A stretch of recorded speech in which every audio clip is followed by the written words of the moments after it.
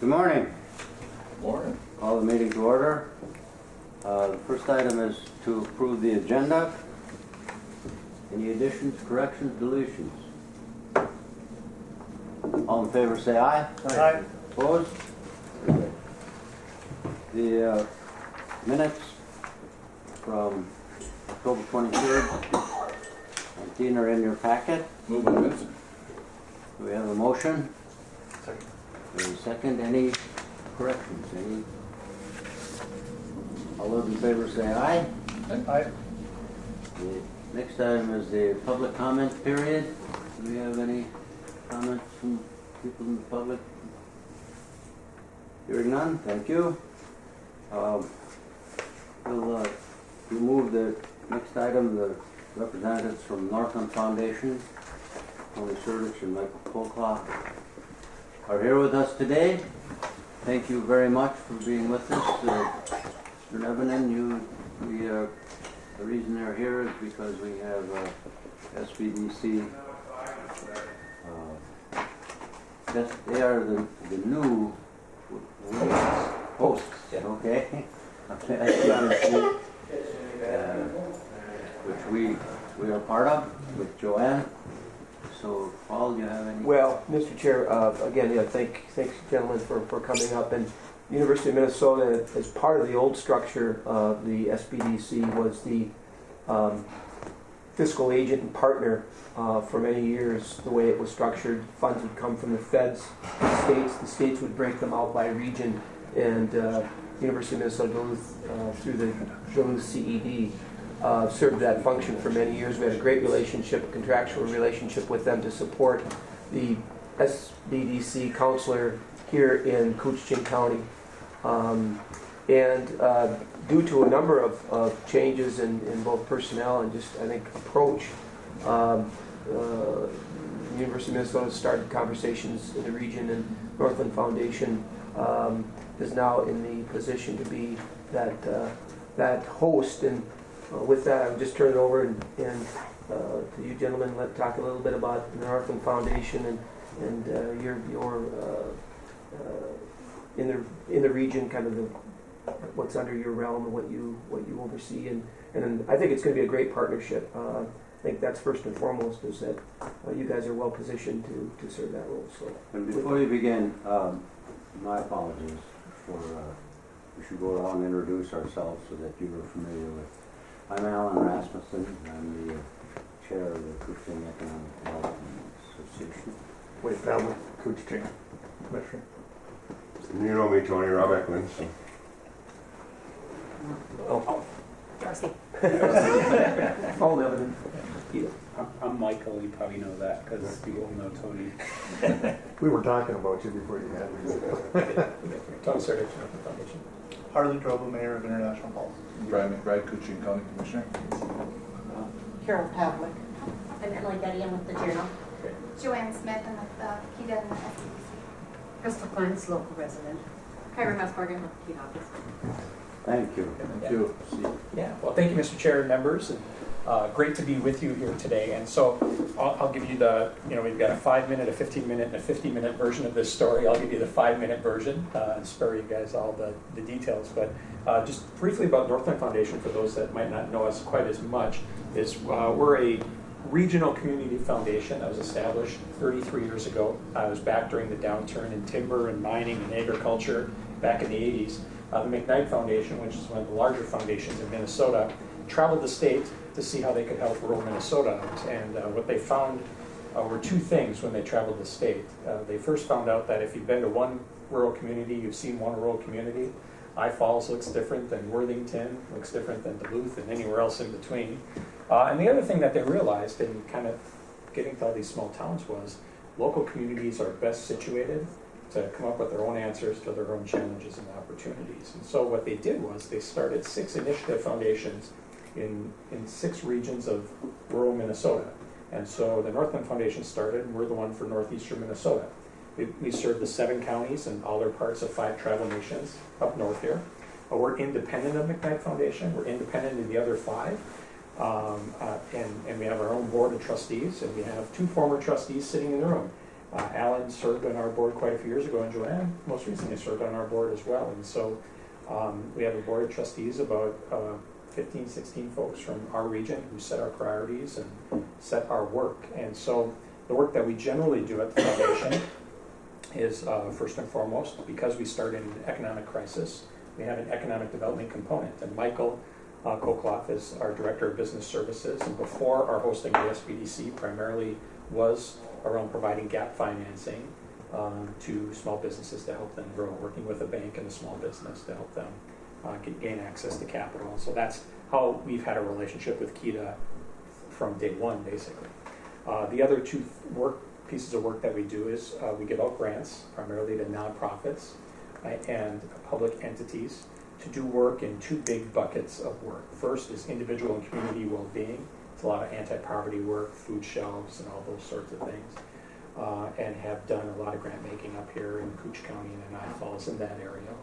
And the other side of the work that we do is called Kids Plus, and it's really about getting our funding for our youth, and it's everything from early childhood to out of school and after school time, and then intergenerational work as well, getting kids together with really senior citizens and all ages in between. And so that's kind of the broad brush of who Northland was. And then back in April, we were approached by UMD, who wanted to step back from their hosting responsibilities at the SBDC and asked us the question of would we be interested in partnering with them. They still wanted to be involved, but not in that lead hosting position. And so we looked at the opportunity and knew that we did work in economic development already. We partnered with the SBDC all the time because with our business lending program, when somebody came to ask us for money, Michael's first question was, do you have a business plan? And if they produced a napkin that said, here's our great idea, we'd send them to the SBDC and say, go work with the business consultant. And so we've always had this strong relationship with the SBDC. And knew that selfishly, a lot of the loans that we give out that we'd like to get paid back from a successful business, the better likelihood of success was when they're working with business consultants around business plan, around like figuring out what they need to do to be successful. And so what we needed to do was to come up with a $150,000 match to get those federal funds that are passed through from the state. And so we took on that responsibility of $150,000 of cash that was needed and $150,000 of in-kind contribution.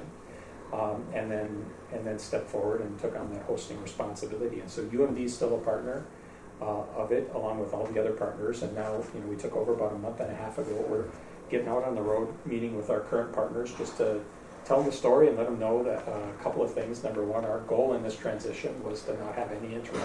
We really want to run the program the same way UMD has successfully for years and years. They're actually known as being one of the most productive of the 9 regions of SBDC regions in the state. Historically, we want to continue our partnership and relationship with folks that we are currently partnered with, and we're hoping to grow those partnerships as well. We have about 11 consultants right now within our region, and that's really what sets us apart from a lot of the other rural regions. We're one of the largest geographic regions, and the SBDC says that there should be a business consultant within an hour-and-a-half driving distance of any business in your region. And of course, when you're headquartered in Duluth, that can be challenging for this broad region, but we also know that with creative partnerships with KEDA and others, we can make sure there's a consultant in closer driving distance than that. And the beauty of this relationship is, we've got Joanne right here in I Falls in Cooch County, and all of her expertise, but when you're a member of the SBDC family, you have access to all the consultants. And so we have other consultants who have other expertise that can be brought to the county, brought to the communities to help out and aid Joanne as well. And so you're really buying into a system and a toolbox of resources when you partner with the SBDC. And so we have this hosting responsibility now for the next 3 years, and it's our goal, and think we can maintain this moving forward, and it being a key piece of the work that we do at the foundation, and maintain this hosting responsibility. In all candor, we had to downsize a little bit. UMD is not as strong of a partner as they have been in years past, and so the overall budget for the SBDC has been about $1 million a year. It's been cut back to about $800,000 a year. We tried to do that in a way where it didn't impact the business consultants and the services provided to the businesses, and we've been able to figure out a way to do that through our budget. And it's my goal to actually grow the program moving forward because, and you guys know this already, so I'm preaching to the choir, is there's not a lot out there to help out small businesses and get them going. There's some grants for especially larger businesses and especially in our region and outside our region. But to help that Main Street business either start or grow a few jobs, there's not a lot of that direct technical support, and this is a way to do it. And so what we're telling all of our partners is when you invest in the SPDC, you're really investing in your Main Street businesses. I mean, and it's no offense to Joanne or the program, you're not investing in Joanne as much as you're investing in your Main Street businesses through Joanne and through the SPDC. And so I want to commend you for doing that and being a part of this partnership. And so I brought Michael here to answer all the hard questions that you can throw at us, and I get to be kind of the spokesman at the front end. Did I miss anything or anything? I you don't want to think add? so. I think you did a great job. Well done. So Michael's going to be your. Thank you. Keep today. What? Urge you keep. Thanks. Michael's going to be the regional director. So for those of you who know Elaine Hansen, that's going to be Michael's role moving forward, kind of managing the SBDC. And then we still have Joanne here and the whole host. So we can stand for questions. Well, thank you very much for doing that. I was a board member of the Center for Economic Development for, I don't know, 20 years, I guess. So, and that's where that began. Mm-hmm. So, thank you for taking over that responsibility. It's an absolutely necessary part of the region, and as you said, there's not a lot of real good help for small business if they encounter problems or want to expand or begin new. So, thank you. Representative Eklund. So thanks, Tony. Is this part of UMD's budget crunch that they're happening, or is this first, thanks for taking this over. Yeah, It's absolutely. so necessary for rural Minnesota. But I was just curious because it's all in the headlines. UMD is facing about a $5 million budget crunch, so I'm wondering if that's where part of this came from. Yeah, potentially. I mean, I don't want to speak on their behalf, Right, but okay, yeah, just curious. certainly timing-wise, Yeah. it seems that might be the case. And I think they also recognize that having a partner who's outside of higher education provides an opportunity for growth, right? And so, we're also going to the other colleges in our region and seeing if they want to partner more. Because before, UMD owned it, and it's harder to have the Scholasticas or some of the 2 years as strong a partners when UMD is the host and owner of it. And so I think they also recognize us as being more like a Switzerland as it pertains to things, and being able to bring different partners to the table. Okay. And then you mentioned one you have 11, so I know Joanne and I know Pat Campanero. Where are they rest at in the region? Yeah, we have a couple in Grand Rapids, we have a couple on the Iron Range, we have a few in Duluth, and that would be about it. And so really, where they're located right now is where we have an existing partnership, and folks have contributed in kind or actual cash contributions, and that's allowed us the opportunity to locate somebody in a community. Yeah, and I know that Pat works up and down the shore. She Yep. just doesn't Yes. work Cook County. It's Absolutely. And we were just in front of the Cook County EDA 2 weeks ago, which I Okay. think you'd be interested in knowing. So, yeah. okay. Commissioner McBride. Yes, Tony, you had said that historically the budget's been around $1 million and it's down to about 800,000. Yeah. But for the public that is going to be watching and public here, how is that going to be funded the same way, or is the funding change source now that Northland has it? Yep, so Northland, before UMD was ultimately responsible for the cash match and the in-kind match and helping out with some partners at the table. And so UMD is not going to be matching as much. And so, yes, we have stepped forward. So for the public's knowledge, Northland is committing $150,000 of cash and then the $150 in-kind match as well. And so if you do the math there, that's $300,000. We get a $300,000 grant from the federal government, so that's $600,000.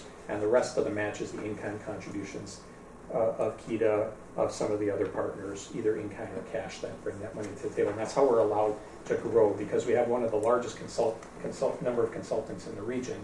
And once again, that's to show that we want to make sure there are consultants in every corner of our region.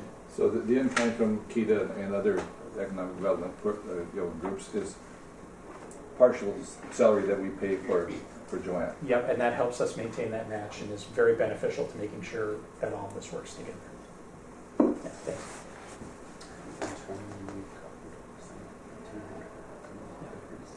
Mr. Chair. Yes. If I could too, and I'm really looking forward to this partnership. We had a good partnership with UMD and look forward to this. We don't see a lot of change.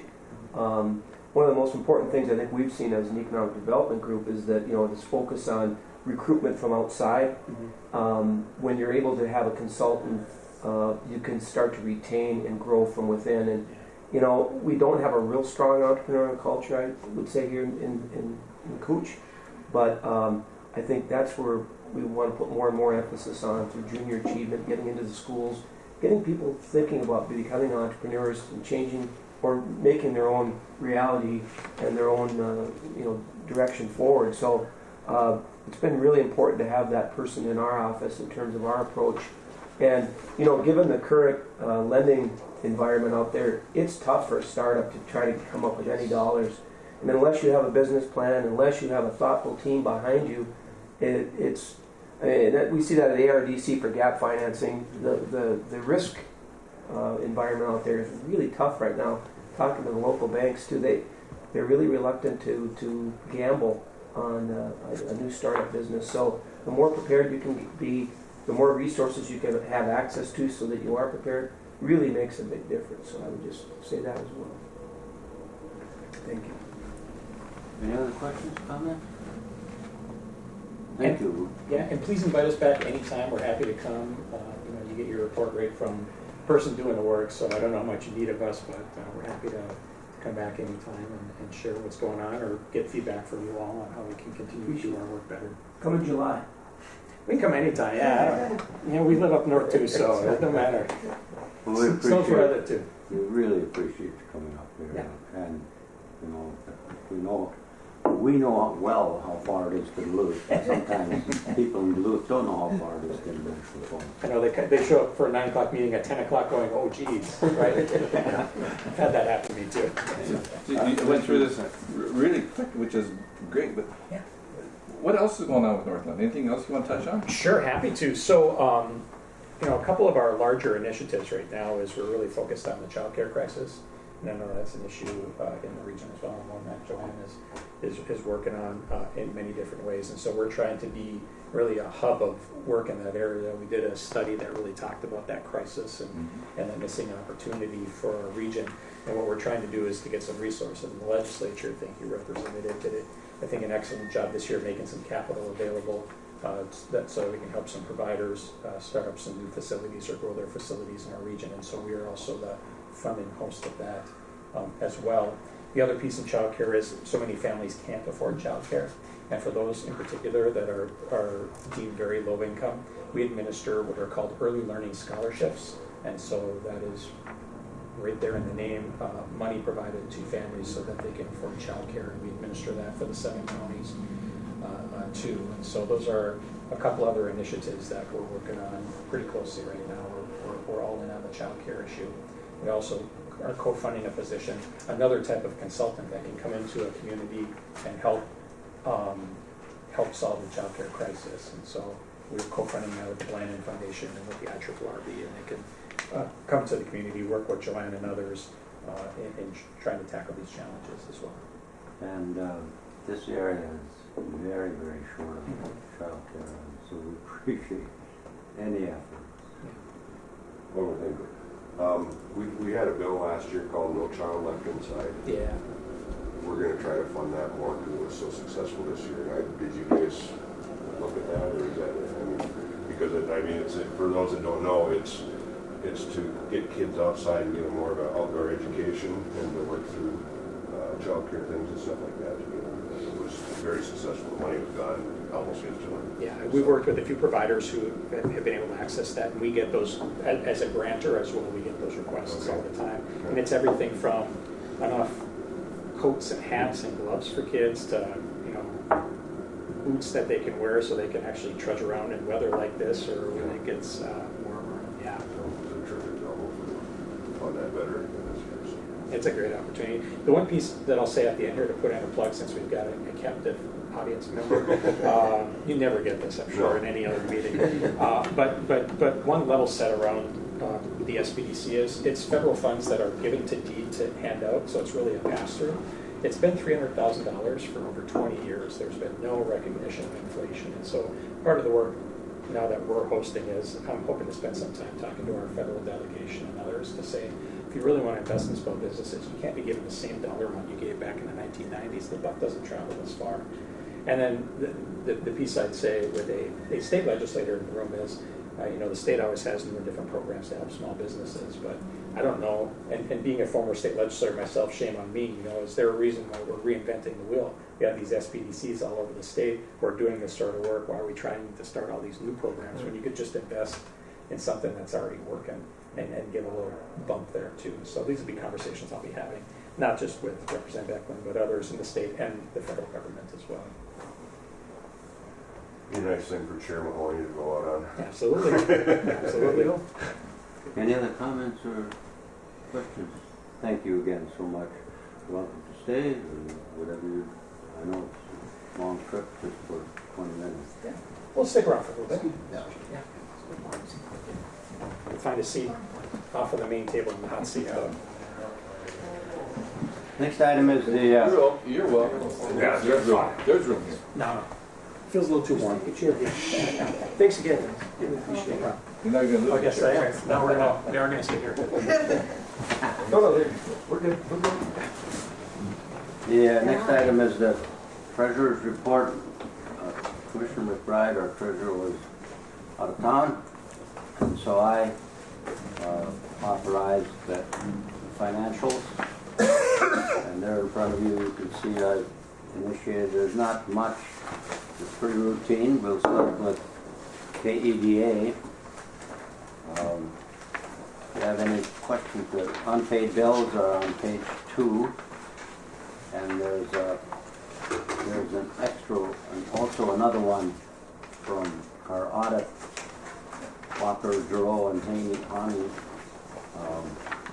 that would be included in that, and that bill is $7,400. So, do you have any questions, any comments?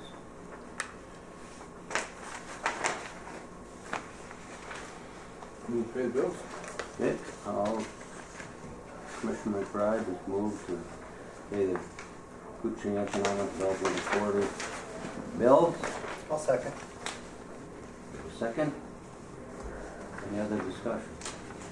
All those in favor say aye. Aye. Opposed? Very good, thank you. We'll move on to cold weather testing. As you can see on the front page, there's a transfer of $10,000 to cold weather testing. And there is another bill that's included, but I see it is listed as of November 21st of the Brimmer Bank, which is the last of the unpaid bills.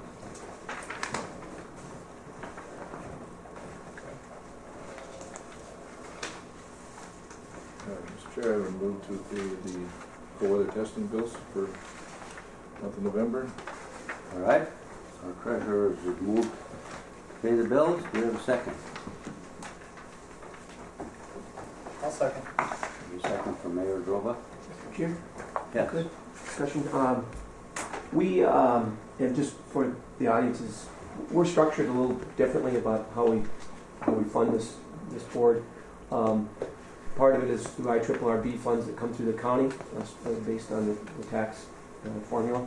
And the other part is the revenue that we generate from managing the cold weather resource, or cold weather testing that we have here at the airport. Automotive manufacturers have been coming for years here, and we've basically managed that activity here. It's become sizable and significant to the community and a big part of how we get funded. We also built actually 3 cold boxes to support that activity over there, and we have currently we have a loan. We got a grant from DEED, but we paid the local share with the city and county funding, and that we're in the 3rd year of our payment, and we've pushed that repayment out until the end of December. But As we've looked at it now, and again, primarily because of cash flow and projects and the time it takes to get paid from some of these. When General Motors pays you, you don't get paid right away. It's now it's up to 180 days by the time. So we thought we would be able to make that payment, and we could technically make that payment at the end of December, but it would put us in a very precarious position for January and February. And typically the amount of expenses that we incur from December through February is over $100,000 to support that cold weather activity. So I would like to have the city and county consider pushing that payment out until the end of the test season, so that we don't find ourselves in where we're at cash strapped for January and February and into March. Again, we've looked historically, and it's 100,000. It's going to be difficult to support that. So. And will you present that to the county board, or do you want I would commissioners here and the mayor to bring that back to their? Yes, Mr. Chair, I would ask that they would bring it back, and then I would go back before them. We had already done that, and they've agreed to push that out, and we wanted to include it in this fiscal year or this calendar year. But again, it just puts us in a difficult spot where we haven't been before. We've normally been able to not only pay for the projects that are involved with keeping the building up to date, as well as the monthly operations, snow plowing, track support, utilities, all the rest of it. So. Commissioner McGrath. Paul, we meet tomorrow, and we have a fairly light agenda. If you want to get a hold of Jenny and see if to get on, and we could add you. I mean, we're 9:30. I think we're scheduled to be done about 10:30. Yeah, it's pretty short. This should not take long, so Absolutely. just get a hold of her and tell her that I put that on the agenda. Absolutely. Okay. Thank you. Yes, Commissioner. There's a little bit of history, but there was a point where we got Irv and Bob Lassard on the same page, which is very rare, to support a $7 million grant from the state. Went through the legislature, and it was the first year that Governor Ventura was elected. It was his first budget, and he vetoed it. I'll never forget that. We had the site and the plans, and put a lot of work into it. We were working with Speardrup out of Michigan, as I recall, and what a lost opportunity, because the argument that came from Badet, at least by the person who complained, was that it would be competition against them, and it wouldn't have been. We were looking at a whole different, so that was just very unfortunate. Were you in the legislature then? No, it was 2 years before I got there. That was where you got there. I can't take blame. Or credit. No, either way. I wasn't looking at you. It was, and again, it wasn't the legislature. The legislature came through. It was the governor who vetoed it. We just couldn't get it started again. It was before you were even here. Right. Well, and again, it's something that we wanted to, address this year and pay, but it doesn't really make sense to then go back to the bodies and say, geez, we're going to be cash strapped. And so I would ask that you consider it at least. And going forward, I don't know if we're going to have to go back to the city and county in 2021, but we're hoping that we can get reestablished and get enough cash to help in these very difficult, periods between payments. So the other thing I would just reference for you folks is that the activity really helps the community in the winter. We get folks from the UK, Korea, Japan, all over the world coming to this part, to Cooch County to test their products. And you'll see the camouflage cars driving around, and they employ some people, but they really help the hotels and the restaurants in the time when it's very difficult for those folks. So it's a real good community economic impact. Anyway, I just throw that out. Commissioner McBride. I know, Paul, back in July or August when we had the first conversation with Mayor Anderson, and I think we had pretty much agreed that we were going to put this out into 2020, and then you convinced us we thought we'd be all right, but we should have did it to first place. You're absolutely right. We should have, but at that time, again, I felt really obligated to get that payment in and just keep our part of it up, because we've had good partners with the city and county, and we've had a really good operation over there. We've been doing this long enough where we've never run into this before, so it's a little tricky, but I think you're right. We should have just put it on. I think we still have a motion on the floor from cold weather testing. So, we have a motion and a second. Is that correct, Carl? Correct. Yes. So any further discussion? All those in favor say aye. Aye. Folks, we will refer the report to acknowledge the report for the upcoming, for the next audit. The next item is the business park update. Thank you, Mr. Chair. A couple pieces of news, and we've got some guests as part of the second piece of that, but Mr. Roach's new building for UPS is operational. They started first week in November. They had UPS management from regional management up, and they were taking pictures and sending them across the country, and they're very pleased from Mr. Roach that, according to Mr. Roach, that the building is substantially an upgrade from what they were in. So applaud Mr. Roach and his efforts, but apparently they're off and running, and I got to tour it, and there's a lot of, you can imagine UPS, I can't remember, they were just on national news how many pieces of mail they're going to handle on a daily basis during the holiday season, and it's amazing the amount of volume. So there's a lot of technology and just conveyor systems even over here they're impressive. So we're pleased to have that up and running. We're also going to be meeting with the city. We are planning on approaching DEED for a grant for bituminous curb and gutter for the business park to currently, and it's as you know, it's just gravel.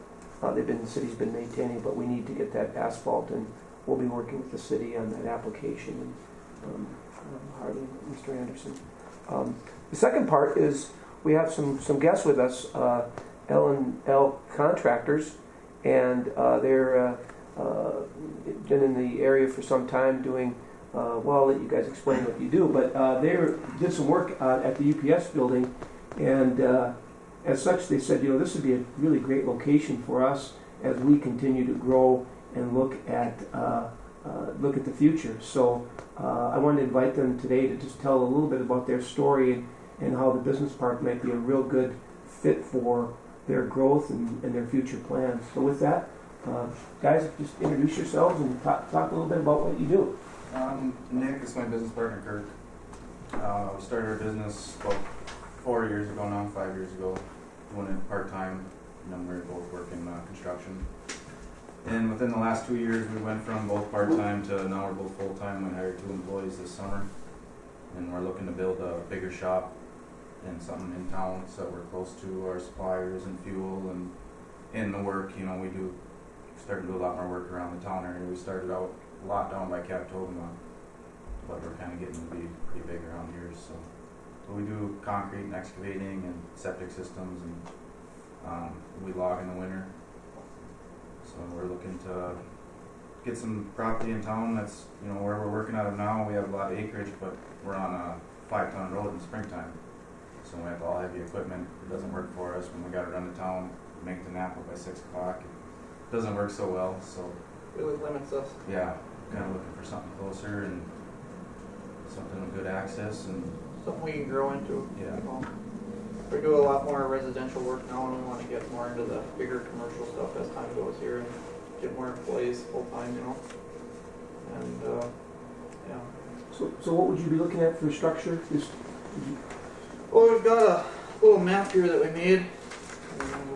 We're kind of looking at, we do like a 60 by 80 main shop, and we do a lean-to off each side, put all our attachments and stuff in there. So basically our shop and our parking area would fill up one lot. We're kind of looking at hoping to get the 2 lots across from UPS, the new UPS building. This would be the one we were talking about putting a shop in. Then we were hoping that possibly you guys would consider this one for just extra room for us.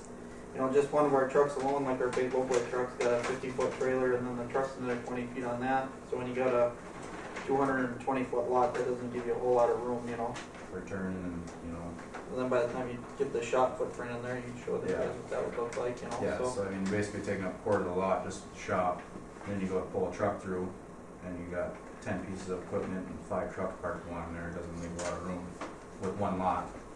So that's why we're hoping for 2 lots down at the end there. Would the building have doors on both Yeah. ends? Yes. Yeah, we'd like to be able to drive So you can through, go through, yeah. so we didn't have to back out into the street, or Yeah, that back in makes off the sense. street.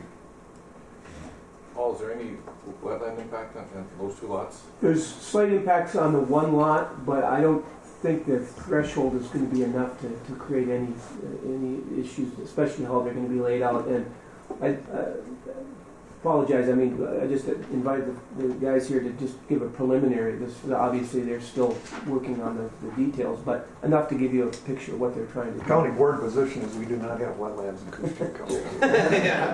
Not at all, right? They never listen to us. I think it's exciting. Yeah. I think this is good. I mean, we just talk about what it takes to do startups and all that kind of stuff, and then see you guys come in. That's good stuff for the community. Anytime this community right now, if you need some concrete work, I mean, it takes you a long time to get somebody. Yeah. Oh, yeah. Anybody that we get in to get going, it sure can help the community. Yeah, we're booked up till next year already, and Wow.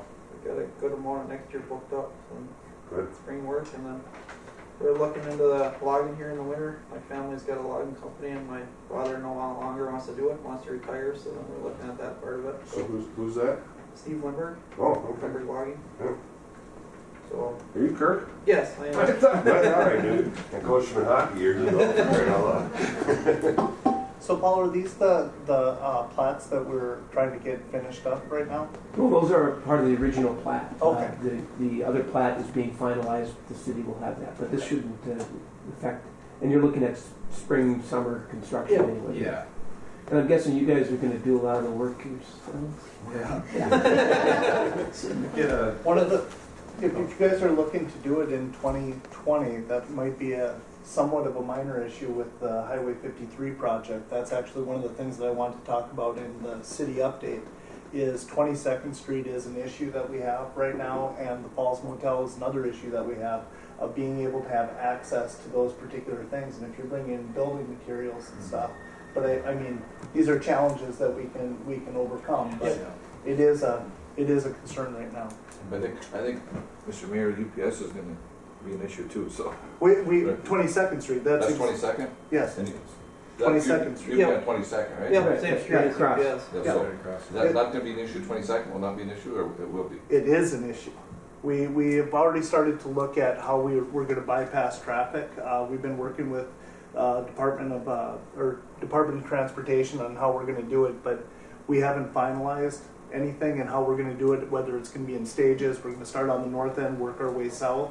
But Falls Motel and 22nd Street are our biggest concerns because we don't have a backside of those particular roads to be able to come into. So when you guys are talking about building on 22nd Street, it's the same concern that we're going to be having for, as you pointed out, the UPS building. But again, these are challenges that we're going to be able to overcome. Okay. Push it through the second avenue. Yeah. Well, No wetlands through there. No, there actually 22nd Street. There is nothing there. the other thing is that I like about their story is they're younger guys that are growing and doing work throughout the region and really filling a need, and then looking for additional employees. So I think it's really checking all the boxes that we're trying to support here, and as entrepreneurs and contractors with a real need. So I'm excited to participate and try to help these guys as they move forward. Well, no one has a better reputation than your dad. So. Come from a good place. I mean, that's why we're here, and we want to fill that business park up and, and get your plan and get back here. All right, thank you. All right, any other comments, anything else? Thank you very much Thanks, for guys. being here. Yeah. Thanks for updating us. We appreciate your interest and your work. The next item is KETA Advisory Team. Mayor Grover. I did have a letter sent over. I'm sorry it didn't get in the packets until this meeting. However, we did have a meeting of the City Council on November 5th. One of the conversations that we were talking about is joint powers agreements and how the city works with our other organizations. We have 2 joint powers agreements with the county, the the Airport Commission and KEDA, and then we have one joint powers agreement with the school district, which is our Recreation Commission. What we were requesting from all three of those boards is to look at changing the bylaws so that we could get more people involved from the community rather than just the elected officials. As you guys know, on this board specifically, through state legislation, we have 2 county commissioners and 2 city councilors, and then we have 2 at-large members. It was in discussion. We were hoping to change the bylaws to allow for 1 elected official from both the county and the city and have more at-large members on this board. However, we do understand that there is a concern with how it's written into state legislation. I did meet with Representative Eklund the day after our meeting. But our council also was smart enough and forward thinking that we may not have to totally reinvent the wheel to get the resolution of getting more activity from our community involved in these boards. We had a discussion last year when we were at the Big Falls meeting with this board about having additional advisory boards to KEDA set up. And at that time, the first one that we were really talking about in depth was the technology one. And at the time, we had mentioned some people from the county had a couple of ideas of people that could go onto it, along with some local technology people, including Granite Digital, and I believe Small Town Tech was in on that conversation. Well, we didn't actually finalize any of those advisory boards in any official capacity, but what did come out is slowly but surely and 100% naturally, KTI, the Koochiching Technology Initiative, which is made up of just citizens in our community that have drive, determination, and a knowledge base that has been able to help move us forward in so many assets. And Paul could probably speak on some of the things that KTI has been able to do. But what I'd like to see us do is to formally adopt some advisory boards to this so that we can have a better sense of what's going on in the community. I think we all, in our elected capacity, do hear what's going on in the community, but to have a group of experts, local experts on these, on timber, technology, small business, tourism, and transportation, and having meetings where they're really discussing what challenges that we have, and it gives direct response back from the KEDA board, I think would be very good moving forward. With that being said, I don't want to have any action taken on this today. I understand that this is the first time we're having the conversation. However, I would like to have a little bit of conversation about this today, and what I'd also like to see is us set up a special KEDA meeting to just discuss this rather than go through everything that we normally would do in a meeting, but just have a dedicated meeting to discuss the possibility of advisory boards. That is all. So you're proposing or want us to discuss an advisory board for each of those areas? That is correct. Are you talking about how many numbers? What makes sense. Yeah. I believe the way KTI was founded, which has been formally adopted in some capacity through the county with their interest in putting towards $26,000 towards a project that KTI is pushing, and the city has reaped the benefits of multiple KTI projects. That was a group of 5 people, 6 people, and they bring in experts as needed for whatever's going on. We have 2 on KTI. We have 2 local business people that both run Small Town Tech. We have Joe Marchand, which is from Granite Digital. We have both of the technology people from the county and the city. And then we have people in the community that come in as needed to work out projects. And then that information all gets funneled through KEDA as Paul is a member of it. So I don't think that there's any one answer to it. I don't think we need 6 people. I don't think we need 12 people. I don't even think that we need to have, I think we have to have a formal, that we have a committee that works, but what makes sense for that committee I don't think should be dictated by this board. Does that make sense, Paul? Yeah.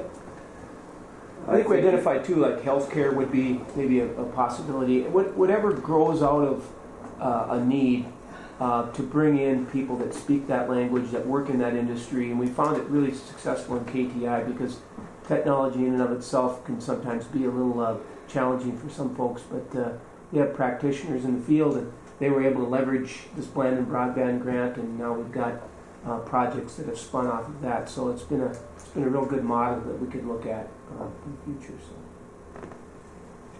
Any other? Yes.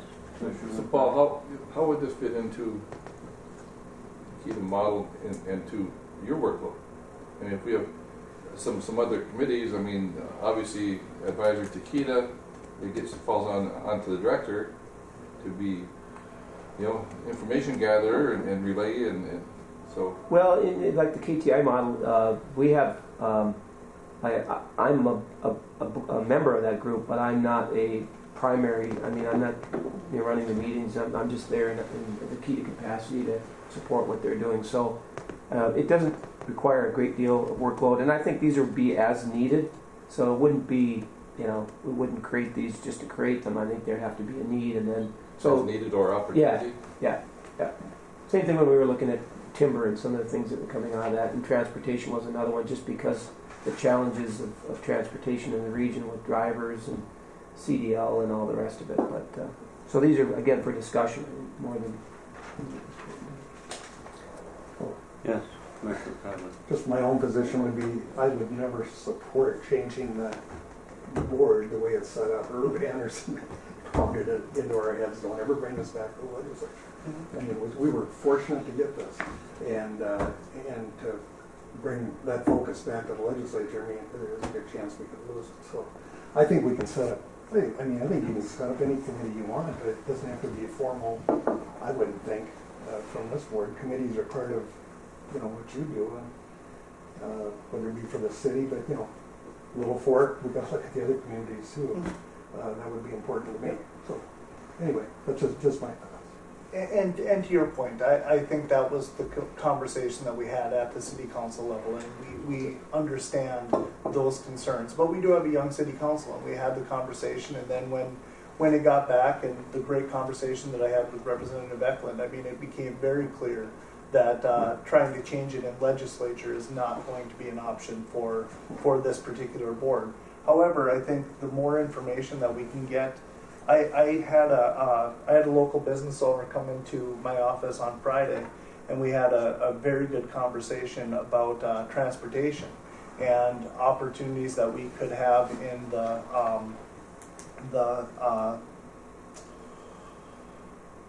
the railroad spur for the city. Can't think of the name of it right now. Multimodal area, and so opportunities that we have, and with right now with UPS being here and with other opportunities, how important that spur could be if we were to get a regional shipping area. But those are conversations that one-on-one are fantastic, but if you get other people that are involved in transportation in the room, like you get the railroad in there and you have our truckers and then we start really trying to make those conversations and bringing in people that make sense to try to move some of those initiatives forward, which I think if we look back to the Newmark Night Grubbing Frank, there was a lot of opportunities surrounded around the railroad, but I don't think that we've seized a lot of those opportunities because we haven't had the conversations with our other partners in transportation to move some of those forward. But I'm just start the conversation. Yeah, start the conversation. And just in the other joint powers, I don't want to delay all that, but that could be issues is like the airport.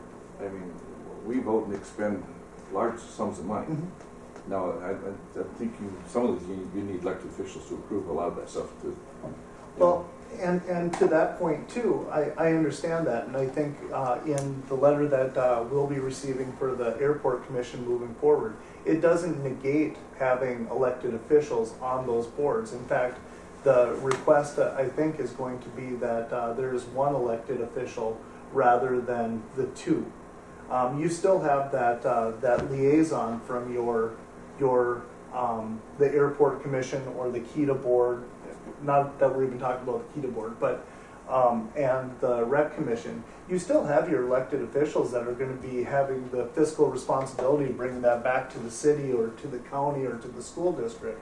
It just gives the opportunity for the elected or the county, city, or school district to appoint additional people, and it doesn't stop them from appointing elected personnel if they chose to leave it the way it is. It just gives more opportunity to get people involved. I think as elected officials, a lot of times we can all lighten our workload. I mean, some of it's really good ideas, and if you can make it work, but I think we still got to be cognizant of the fiscal responsibility of the city and county. Absolutely. Further discussion? Thank you.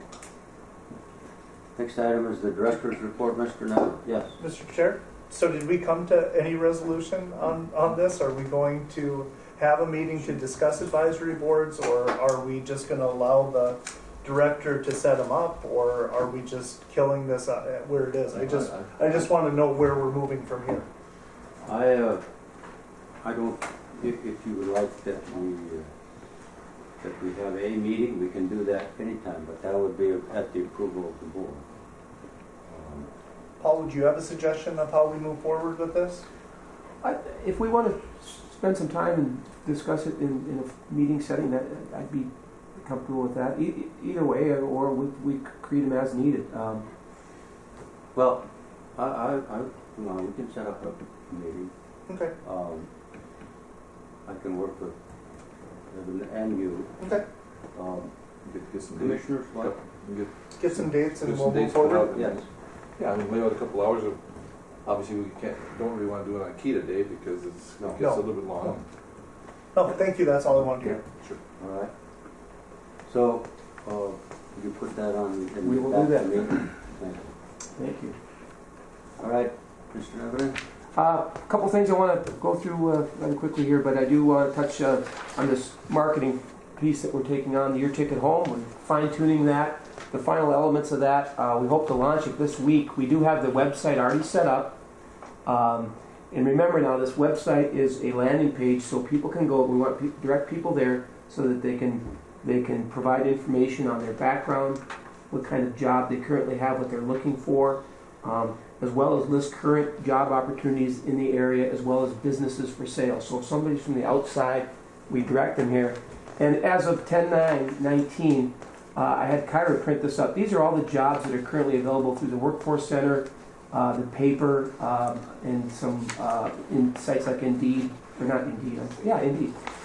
There's over 150 jobs currently available. Everything from shift managers, CNAs, RNs, LPNs, engineers, physical therapists, maintenance worker, heavy equipment operator. It scans the whole spectrum of jobs. They're out there. This misnomer that there are no jobs here, again, this Your Ticket Home is directed at people from the outside wanting to return if there's the right opportunity, and so we hope to launch that with quite a bit of fanfare and use social media after the launch to continue to touch these people. We think it's a real cost-effective, smart way, and we've talked to, I know individually, we've all talked to people that are started families, they're out in the world, they'd love to come back if they could. And this kind of strategy is not new. Other people, communities in the region are doing this type of thing. But that's where we're going to spend a lot of our energy, and I'm excited about the launch.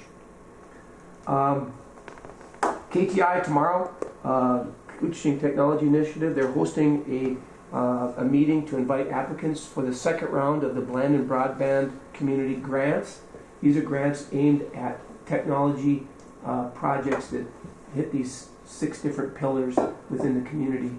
And so we're going to do this tomorrow at noon and 6. If you've driven by Balan's Furniture, it's now Balan's iSpace. It's a co-working space that they've created there it's very impressive. I like the way that they've approached this, and they've gone to Grand Rapids and Ely as well to share, to learn from what those folks have done there. So it's tomorrow. Look forward to that. Cold weather testing.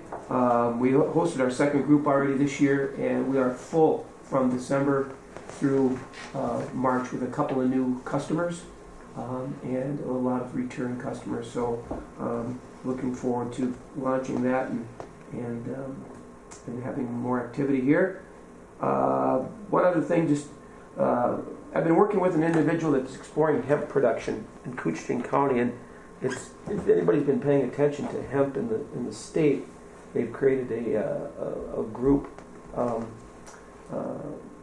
Minnesota Hemp Association. And even in St. Louis County, I know that there's a great deal of growth around hemp.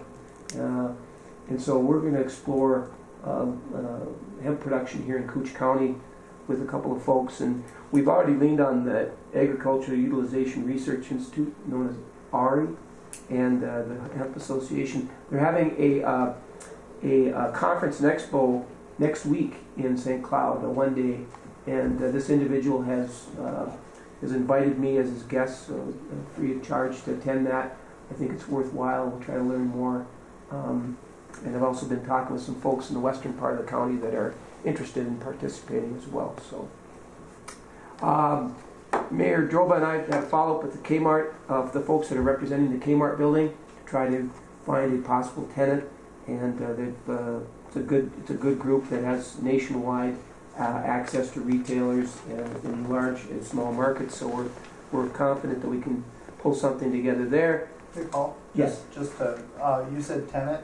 They're looking at possibly breaking up the building into multiple spaces and having tenants rather than just having one full space. Just a quick addition to what you said. Good point, because it is 83,000 square feet, big footprint for a retailer.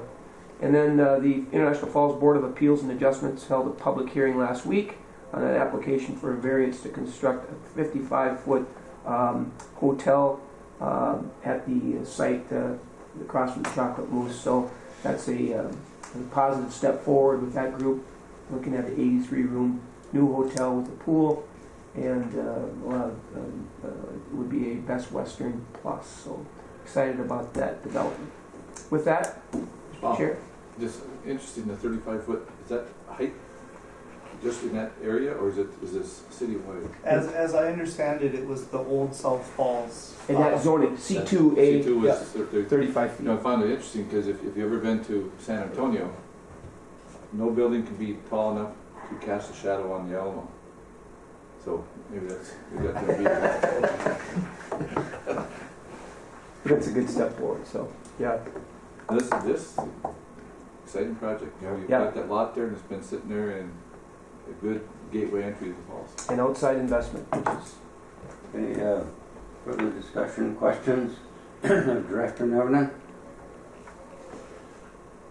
There also is a letter from the Koochiching Technology Initiative in the packet. Yeah, a press release around the event. Yeah. City County updates. We'll start with the City? As I had mentioned earlier today, 53 project is going to be displacing some businesses next year when we start the project.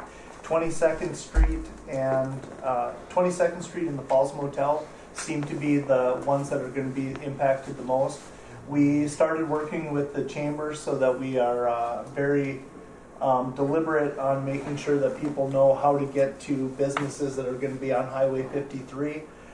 We want to make sure that there's additional signage that is south of International Falls in the event that you have to get down 22nd Street for UPS or for the Falls Motel, because those are the only two options.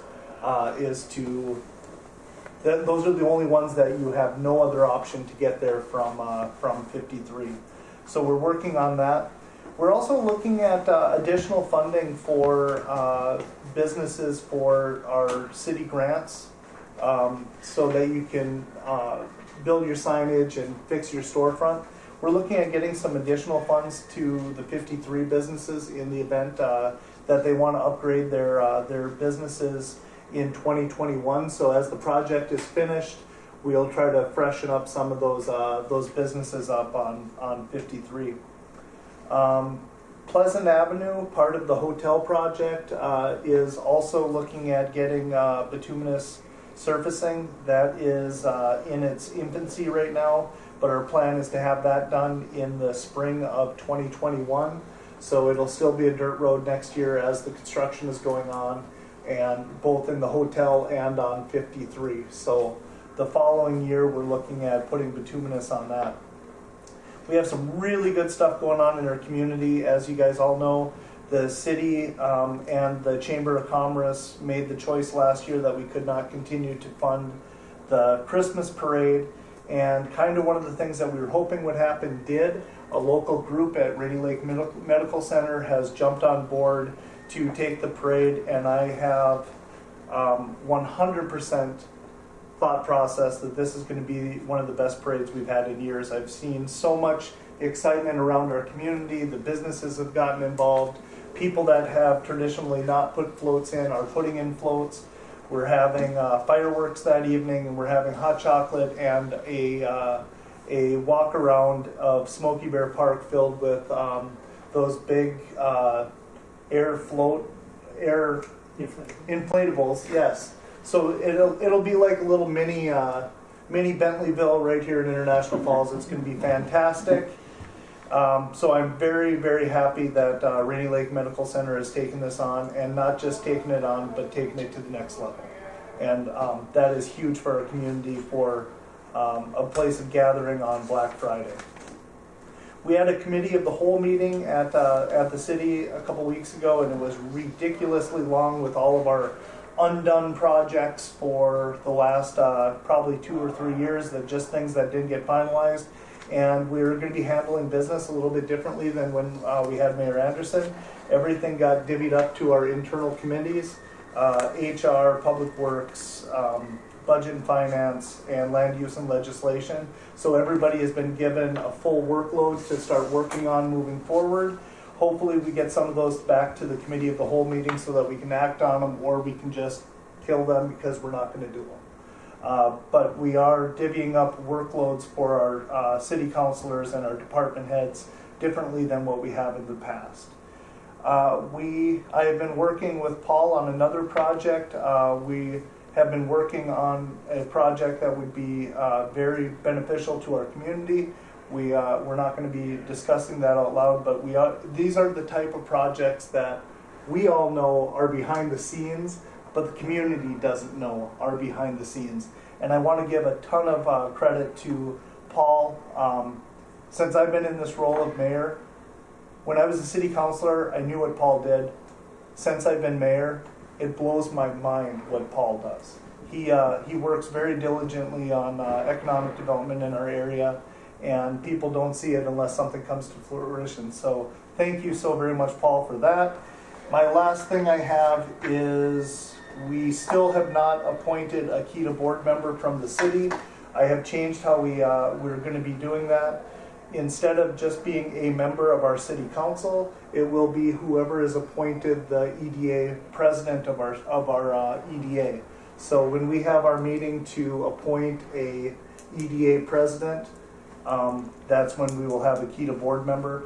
But I guess I just get 2 votes right now because I'm a KETA board member and I'm the president. So I just get 2 votes from here on out. That's all I have. Yeah, dream on. And the county, we have Commissioner McBride, Commissioner... I don't have a whole lot. Commissioner Private can jump in, but we closed out our construction season with our highway department. We had a very aggressive season ending County Road 8. We ran into a lot of problems there, but boy, our highway department and our new engineer Dave Reimer and acting assistant Trent Nicholson, really, and the whole crew got that thing done, and they were working around the clock laying Lane Blacktop, almost as much as they did on Highway 53, getting those bypasses done. And those are wonderful. Only people got to figure out how to drive them. They think it's divided highway now. Well, Dwayne, on that, Commissioner Dwayne Hill did tell me that drivers are trainable and they will figure it out. They'll figure it out. Yeah, I drive to the Twin Cities a lot. It needs more ongoing training. And then of course, we're going into the heavy timber season now. Once we start to freeze up, hopefully we get some cold weather, get froze up before we get too much snow. It makes it pretty tough on our logging community, and you guys know, boy, when you want to get in the woods and get working. Other than that, I think next week we have our evening meeting to set our final budget and levy. Those are always fun. Other than that, I don't have a whole lot of Commissioner. You got anything? Commissioner Pavel? Still working with Northland. We're just about to complete the deal. The county is going to be involved because we're going to have to hold a title, but they'll be paying us back. Northland Mental Health, and those are much needed in the community. They're good paying jobs, and thank goodness Northland's willing to invest here in Koochiching County. The bad side of that is that it's going to take a lot of the people who have space in to work back us. So that's something we're going to have to, that may become one of the issues that we have to work on here, see if we can get some space. But anyway, if it's just once the purchase is in place, when you start construction, it'll be a complete rehab of that facility. So. And Representative Eklund? Getting ready for the session, we have, I counted the other day, I think Senator Bach and I will have 12 or 13 bonding bills that we have to do. And then, being chair of the Veterans Committee, we're looking at, all the chairs are looking at policy changes, and changes. Of course, Tony did a good job cleaning out statutes here a few years back. So. But it's a bonding year and policy year, so any of the agencies that need changes or updates to their statutes or anything like that, that's what we'll be taking care of this year. And then the big one, I think the two big things that the legislature will be dealing with will be insulin and what to do with the Department of Human Services. I'm suspecting it's going to be broke up, but I don't know that for sure. It's just gotten so big and unwieldy that there's issues there. So. Okay. Any other comments? Let's SBDC update, Joanne. Yes, so we just received word that we received $10,000 from the Northland Foundation for a project. I'm chairing the child care project in Little Forks. We have a site there. We want to put 2 providers in there. So now we've received a total of $15,000 in grant funds to remodel that space so that we can get 2 providers in. Last week I went down to the cities with a very large trailer that was donated by Northern Lumber, so thank you for them for letting us use their trailer to pick up child care stuff from closing daycares in the cities. So I made 3 stops and completely loaded up the trailer full of stuff, and some of it was brand new stuff. So we have a really good start on equipment and things, and then also we have 2 providers that are interested, one for the Koochiching site, so we have 2 sites that we're working on, and then one for the Little Fork site already. So we're working on training and business plans and things with both of those, and hoping to host a CPR first aid session for those, and then anyone else who's interested in being a provider or any current providers that need to be re-licensed for CPR first aid. Kendra, she's the new chemistry teacher at Rain River Community College. She's going to be doing an after-school program through our group on early out Wednesdays. So it'll be from 2:30 to 5 o'clock, and she's going to do science, fun science activities, the slime and the ooze and all that fun stuff that kids like. So she's planning on doing 5 sessions. So they'll just be every Wednesday for 5 weeks to start with, and it'll be $15 total for any kid that wants to attend all 5 sessions.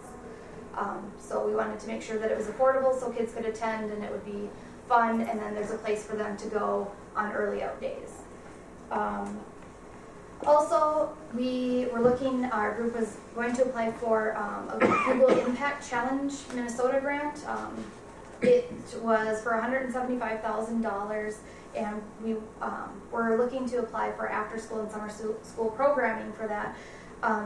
Unfortunately, because the way that KEDA is structured, we needed to have a 501c3 charity be the fiscal agent, not governmental. So I asked a couple groups in our community to be our fiscal agent, and both of them said no, so we weren't able to apply for that grant. So we are thinking that our group would like to become a 501c3 so that we can apply for some of these grants and have access to them.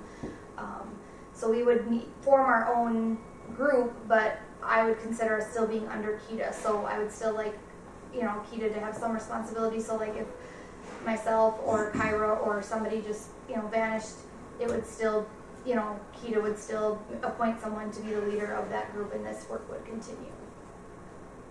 We're not going to let Kyra vanish. So. Or you.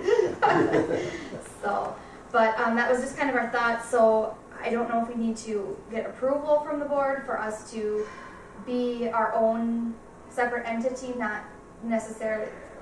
We're still going to be a committee under KEDA, but we're going to be our own entity. So I don't know if that needs approval. Well, it would need approval probably if you were going to continue to be part of KEDA. As you said, I don't know what the role exactly would be where this board, I mean, you have to, excuse me, you'd have to match to be a charity, the 501c3 regulations, and I don't know where we would fit into that. Our group, so the Koochiching Resource Council, would be that 501c3 All right. charity, and then so they would be separate. It would be a totally separate entity, but I still want KEDA to have, I don't want to say control, but some say in what this group does and kind of oversee. So, and I don't know how that would work, or if that could work, or if we just need to be our own entity and not be under KEDA. I don't know. I guess that's up for discussion. Mr. Chair? Yes. Maybe the right approach would be to, when we're going to have a special meeting, we could address this also. Give everyone some time to think about how we're going to do that. Yeah, perfect. All right, so we'd add healthcare, childcare. Also, we are looking at, I have a client, and with our group, she's looking at doing a family fun center using the Koochiching gym. So it would be basically, stuff would be set up. She wants to do kind of this tiny town idea, and you would pay kind of like a gym membership fee, but very minimal for your kid to go in there and run off energy, play, do whatever, but you would have to be, as a parent, supervised. You have to supervise your child. So kind of like at McDonald's, you have to be in there in the play area supervising your child. It would be the same thing. But it's a place where parents can interact, kids can interact, just have fun, and especially in the winter time, run off some energy and have some playtime. That's not 40 below. So we're kind of looking at that idea, working with Koochiching on that. I do have to say the Koochiching Community Action Director, Maureen and Amy, that I've been working with have been excellent in opening their space and being really supportive in all the ideas around childcare, which has been great. Good. Good.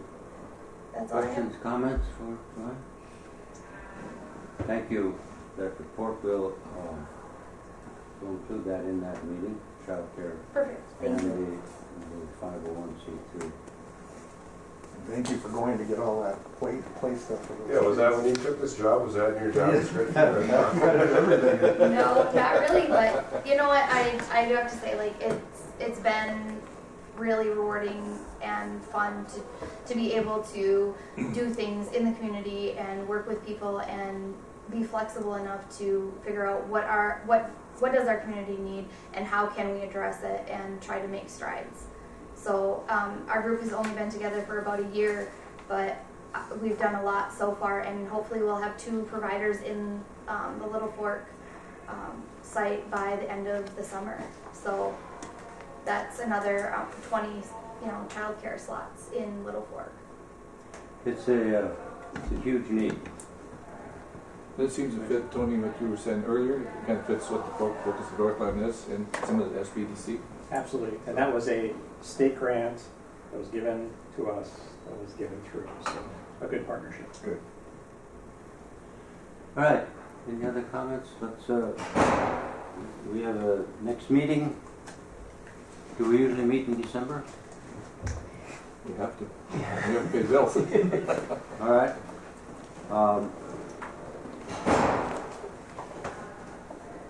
I have the 18th, which is the 3rd Wednesday. However, there always is a conflict with Rainier River Foundation, but I don't think Foundation meets. They're not meeting. I'm going to be out of office from the 12th through the 19th. Out of the 12th through the 19th? Correct. All right. What does, I don't know if I get that. And the county board, how about the Monday, the 16th? That's the 3rd Monday, which is, I think, we're in the 4th now. How does 3rd Monday, the 16th look? I won't be here, Pardon? but I won't be here, but. Oh, I'm sorry. How about, that's the 23rd, that's close to Christmas. You want to do that? Yeah, all right, So it's what, the 23rd? 23rd, The Monday, yes. 9 o'clock 9 o'clock. here, airport. Thank you. Very good. Thank you. If you, What about the other meeting that we said we were going to have? We'll look at some dates and Okay, that's we'll bring right. those Thank out you. next Yep, I got you. all right, anything else? Again, thank you very much, Tony and Mike, for coming up. We appreciate it, and again, we appreciate your partnership. And, We weren't as bad as they said we were. thank you very much. Thank you. Meeting's adjourned.